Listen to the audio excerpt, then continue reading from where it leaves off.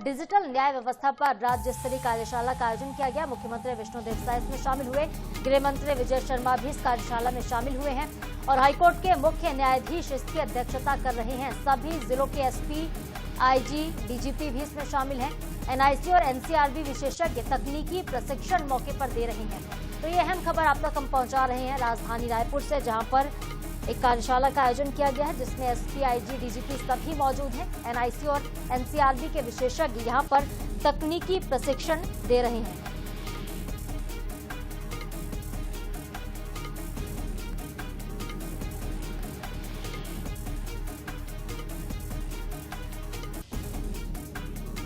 और चलिए इस पर सीधे मोहम्मद हसन हमारे साथ लाइव जुड़ गए, उनका हम रुख कर लेते हैं, ज्यादा जानकारी ले लेते हैं।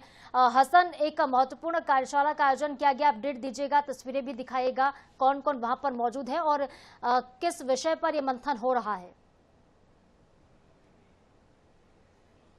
बिल्कुल साधना, देखिए डिजिटल न्याय व्यवस्था को लेकर के बेहद ही महत्वपूर्ण कार्यशाला जो है वो आज राजधानी रायपुर में आयोजित की गई है। इसमें प्रदेश भर के डीजी, आईजी, एडीजी समेत तमाम जो जिलों के एसपी हैं वो इस कार्यशाला में शामिल हुए। रायपुर कमिश्नर इसमें शामिल हुए। खुद director general of police DGP Arun Dev Gautam भी जो है वो इस कार्यशाला में शामिल हुए। मुख्यमंत्री विष्णुदेव साय, गृह मंत्री विजय शर्मा, शिक्षा मंत्री गजेंद्र यादव समेत जो न्यायमूर्ति हैं, मुख्य न्यायाधीश हैं रमेश सिन्हा, वे भी जो इस कार्यशाला में पहुंचे। कार्यशाला इसलिए महत्वपूर्ण है क्योंकि इसमें आईसीजीएस और सीसीटीएनएस के बेहतर उपयोग को लेकर के चर्चा जो है वो की जा रही है। तमाम जिलों के एसपी के साथ साथ प्रत्येक डिस्ट्रिक्ट जज जो है वो इस कार्यशाला में शामिल हुए। हाईकोर्ट के तमाम न्यायाधीश शामिल हुए। दरअसल इस पूरी कार्यशाला के पीछे जो सबसे बड़ा कारण है वो ये कि कैसे बेहतर तरीके से कानून व्यवस्था जो है वो लागू की जाए। इसके अलावा आईसीजीएस और सीसीटीएनएस का कैसे बेहतर तरीके से उपयोग किया जा सकता है। जैसे कि पहले के समय में देखा जाता था, जब भी कोई एफआईआर होती थी तो उसे कोर्ट तक की प्रक्रिया पहुंचाने के लिए एक व्यक्ति के द्वारा तमाम जो दस्तावेज है वो लेकर के कोर्ट पहुंचना पड़ता था। लेकिन अब इंटरनेट का युग है, तो ऐसे में जब भी कोई एफआईआर किसी थाने में होती है तो ऑनलाइन डिजिटली उसका रिकॉर्ड जो है वो सीधे कोर्ट तक पहुंच जाता है। कैसे प्रक्रिया को और बेहतर किया जा सकता है, जब भी कोई अपराध दर्ज होता है तो सजा कैसे जल्दी हो, कोर्ट में जो प्रकरण है उसका निपटारण जल्दी कैसे हो, इन तमाम विषयों पर चर्चा होनी है। साथ ही साथ जो डिजिटल युग है उसमें कैसे अपराधियों का डिजिटली रिकॉर्ड मेंटेन किया जाए, बायोमेट्रिक्स के माध्यम से कैसे यूज किया जाए, प्रत्येक जिलों के जो छोटे छोटे से लेकर के बड़े जो पुलिस थाने हैं वहां पर कैसे डीएनए टेस्ट किया जाए, उनका कैसे सैंपल लिए जाए, तमाम चीजों को लेकर के तकनीकी जांचों से लेकर के डिजिटली कैसे रिकॉर्ड मेंटेन करना और कैसे कोई भी प्रकरण को जल्द से जल्द जो है वो कोर्ट तक पहुंचा करके उस पर फैसला करवाना, इन तमाम विषयों पर जो है ये कार्यशाला रखी गई है। और कार्यशाला की शुरुआत भी जो है वो हो चुकी है। तमाम जो एसपी हैं, डीजी हैं, पुलिस विभाग के वरिष्ठ अधिकारी हैं वो इसमें पहुंचे हुए हैं और तमाम जज भी जो है वो इसमें शामिल हुए हैं। बिल्कुल बिल्कुल, तमाम लोग वहां पर मौजूद हैं और पुलिस के साथ ही न्यायपालिका के बीच किस तरह से कोऑर्डिनेशन बैठाया जाए इस पर भी विचार मंथन हो रहा है। हसन, आप नजरें बनाए रखिएगा, जो भी आगे अपडेट्स होंगे आपके माध्यम से दर्शकों तक हम पहुंचाएंगे। फिलहाल के लिए आपका बहुत धन्यवाद। तो ये अहम खबर आप तक हम पहुंचा रहे हैं रायपुर से, तस्वीरें आपको दिखा रहे थे। ये लाइव तस्वीरें इस वक्त आप देख रहे हैं राजधानी से, जहां हाईकोर्ट के मुख्य न्यायाधीश इस पूरी कार्यशाला की अध्यक्षता कर रहे हैं। एनआईसी, एनसीआरबी के विशेषज्ञ यहां पर तकनीकी प्रशिक्षण देते नजर आ रहे हैं। और another digital application, it is an integrated ecosystem of evidence management. Its objective is to ensure that evidence is collected at the earliest possible stage, preserved in its original form, protected against manipulation, securely transmitted and made readily available to every institution within the criminal justice system. Every photograph, every video recording, every seizure, every search, every crime scene inspection becomes an integral part of a secure and a verifiable digital chain of evidence. The emphasis thus shifts from recollection to documentation and from subjective narration to objective preservation. That is the truly philosophy behind eSaksh. We often perceive that justice begins in the courtroom. In reality, it begins much earlier, at the crime scene. The quality of investigation determines the quality of prosecution.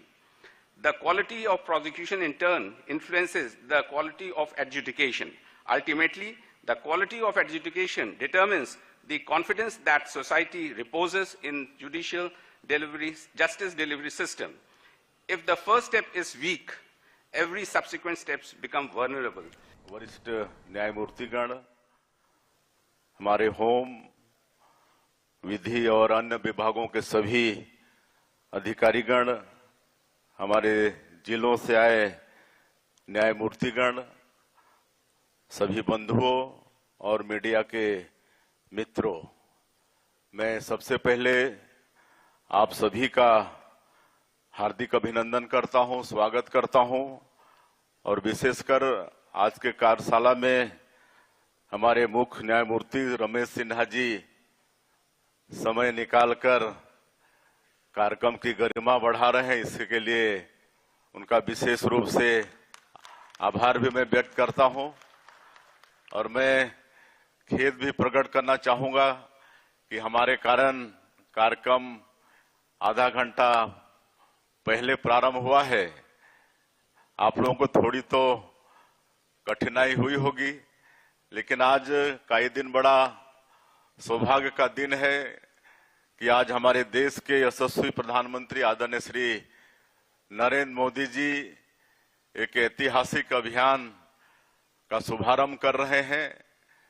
कहे कि देश के भविष्य हमारे देश के युवा हैं, तो उनकी नशा मुक्ति के लिए एक विशेष अभियान का शुभारंभ आज वो कर रहे हैं, जो आने वाले 3 वर्षों तक चलने वाला है और प्रत्येक रविवार को उसके लिए विशेष अभियान होगा। तो ऐसा एक ऐतिहासिक नशा मुक्ति अभियान का माननीय प्रधानमंत्री जी शुभारंभ कर रहे हैं, तो उसमें हमको गवर्नर हाउस में वर्चुअली उनके साथ में जुड़ना है। बंधुओं, आज नए आपराधिक कानूनों पर आयोजित यह कार्यशाला अत्यंत महत्वपूर्ण है। मुझे विश्वास है कि इससे नए कानूनों के प्रभावी क्रियान्वयन को और मजबूती मिलेगी। हमारे यशस्वी प्रधानमंत्री श्री नरेंद्र मोदी जी ने यह महसूस किया कि नए भारत में नए कानून होने चाहिए, अंग्रेजों के कानून नहीं, जो न्याय के बजाय केवल दंड देने पर आधारित थे। 150 वर्षों से अधिक पुराने कानूनों की जगह 3 नए कानून, भारतीय न्याय संहिता, भारतीय नागरिक सुरक्षा संहिता तथा भारतीय साक्ष्य अधिनियम लागू किए गए हैं। आज पूरे देश में नए कानून सफलतापूर्वक काम कर रहे हैं। हमारे छत्तीसगढ़ में भी यह प्रभावी रूप से काम कर रहे हैं। इसका श्रेय मैं आप सभी को देना चाहूंगा। नए कानूनों को लेकर जिस तरह से प्रशिक्षण पिछले दिनों हुआ और जिस तेजी से जमीनी स्तर पर इन्हें अपनाया गया, इसकी गति प्रशंसनीय है। पुराने क्रिमिनल कानूनों में व्यवहारिक दिक्कत थी। उस जमाने में सीसीटीवी कैमरे तो होते नहीं थे, इलेक्ट्रॉनिक साक्ष्य भी नहीं होते थे। तो इस तरह के नए एविडेंस का किस तरह से उपयोग करें, इसके बारे में किसी तरह की स्पष्टता नहीं थी। नए कानून से इनका उपयोग करने में आसानी हो रही है। अब कहीं अपराध होता है तो अपराधियों तक पहुंचने के लिए डिजिटल साक्ष्य काफी उपयोगी होते हैं और नया कानून इन्हें संज्ञान में लेता है। सीसीटीवी कैमरे से काफी सबूत मिल जाते हैं। फोरेंसिक सबूत बहुत महत्व के होते हैं।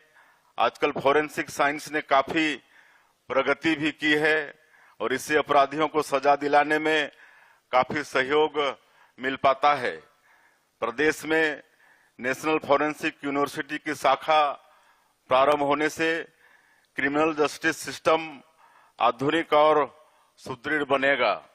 मोबाइल के चैट मैसेजेस को भी फोरेंसिक साइंस प्रमाणित करता है। नए कानूनों के आने से इस तकनीक का लाभ उठाने में आसानी हुई है। ई साक्ष्य इस दृष्टि से बहुत महत्वपूर्ण है। यह एक साथ सारे इलेक्ट्रॉनिक सबूतों को संग्रहित रखता है। इसका सुरक्षित संरक्षण होता है, जिससे साक्ष्यों की विश्वसनीयता बनी रहती है। मुझे पहले का समय याद आता है।